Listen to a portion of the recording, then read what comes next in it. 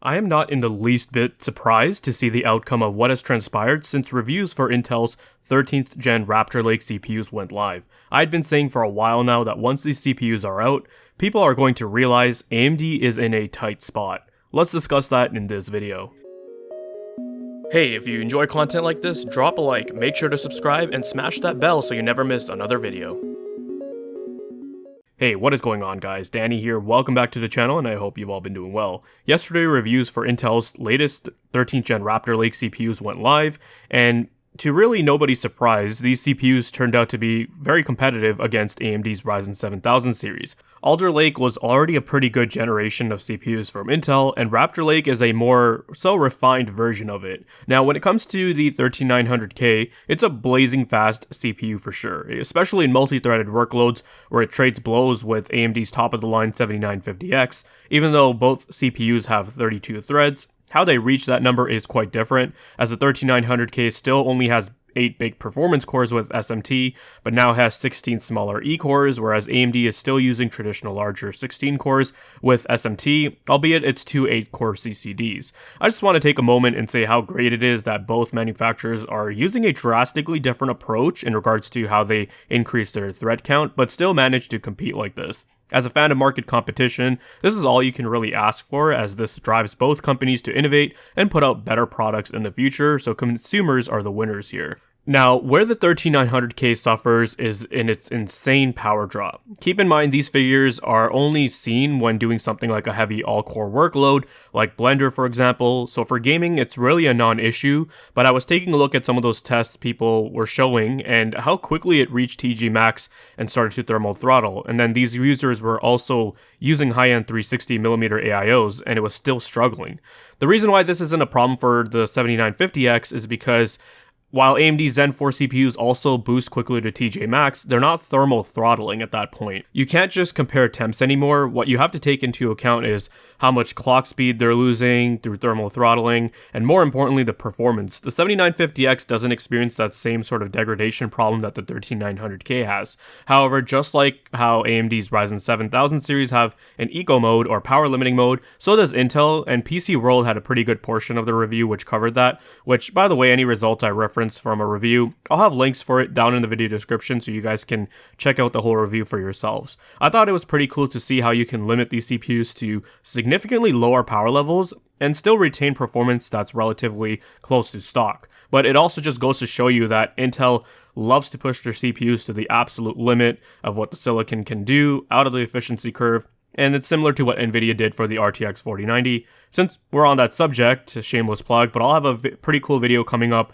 soon where I explore undervolting and power limiting that graphics card, so stay tuned for that. It has to be said though that, people in this segment probably don't even care about power draw, but where this does help is with helping you tame thermals. So that way you can sacrifice a bit of performance but not have to worry about thermal throttling your CPU, where it's going to be losing performance anyways. At around $660 and if you live near a Micro Center, you can probably even get it for cheaper. The 13900K is a CPU that's been positioned just right, coming in cheaper than AMD 7950X, offering comparable multi-core performance and slightly better overall gaming performance. That seems pretty good to me.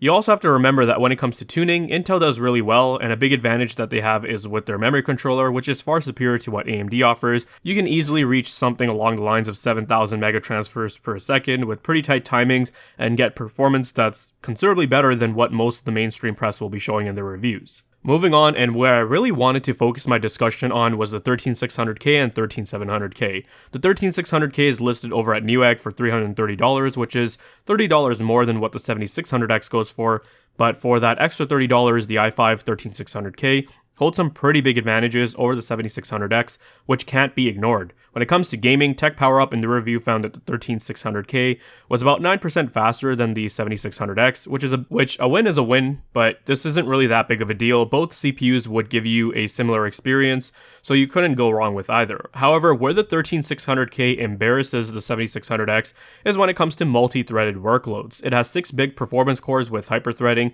similar to the 7600X, but it also has 8 smaller E-cores, which gives it a total thread count of 20. Seriously, this CPU is going to be a budget king for workstation users because it offers you performance that is comparable to last gen's 12700K. It even surpasses AMD's current 7700X in some benchmarks, and it even matches or slightly beats AMD's previous gen 12-core 5900X. That is insane. This is a CPU that is definitely punching above its weight class in those benchmarks, and doesn't cost nearly as much as what those CPUs were going for when they released. So for anyone who is deciding between a 7600X and 13600K for gaming, but also wanted to dabble into streaming or content creation, the 13600K looks to be far more appealing. The other advantage is the platform cost. Intel was wise in ensuring that these Raptor Lake CPUs could be compatible with last gen 600 series motherboards and work with DDR4 memory. So you can pair this CPU with a cheap B660 board and some decent DDR4 memory, and you'll have a fantastic system that'll work great with any GPU on the market.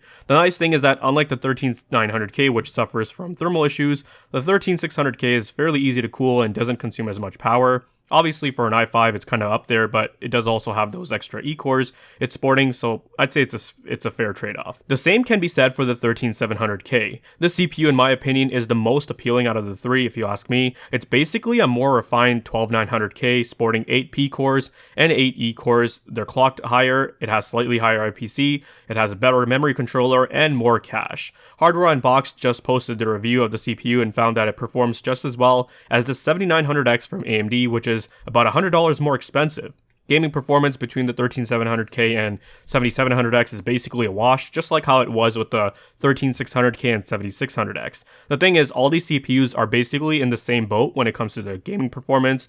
But again, where Intel just thrashes AMD is multi-core, and it's a bit weird saying that considering this used to be the other way around. AMD would always be killing Intel when it came to multi-core performance, and that gap at one point had grown so large it felt like Intel would never catch up. But here we are a few years later and the roles are completely reversed. With the launch of Raptor Lake, Intel has completely embarrassed AMD. If Zen 4 looked unappealing before, well now it's going to look very unattractive. I know someone is probably writing in the comments about AM5 and future-proofing. I never recommend hardware based on what could happen in the future, and along with that, I've explained in the past that future support doesn't really mean anything unless AMD is willing to come out and say we will also support X670 and B650 boards until 2025 plus, but they haven't.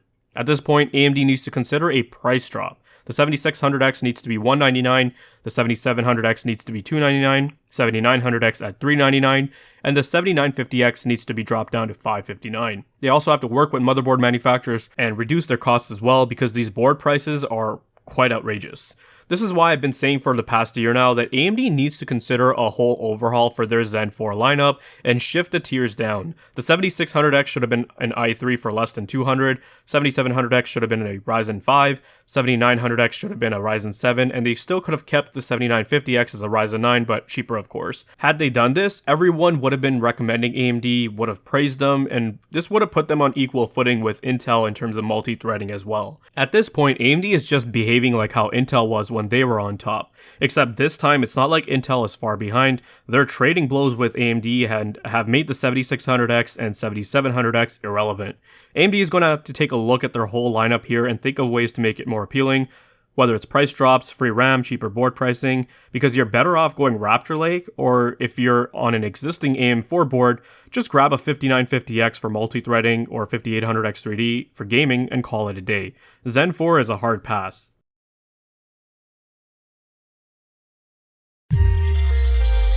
If you guys found this video to be informative and entertaining, then leave a like.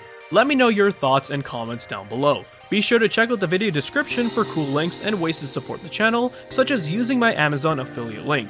And if you're interested in seeing more content like this, then consider subscribing, I'd greatly appreciate it. Thank you guys so much for watching, take care, and I'll see you in the next one.